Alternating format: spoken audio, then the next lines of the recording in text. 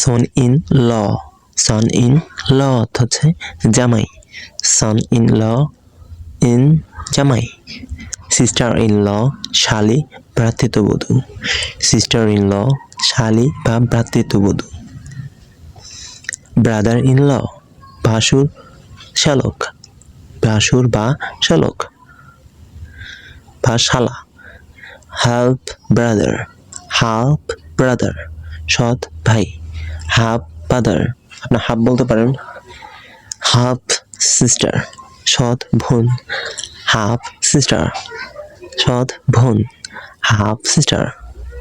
Foster সন, foster সন অর্থ হচ্ছে পালিত ছেলে, ফস্টার সন পালিত ছেলে।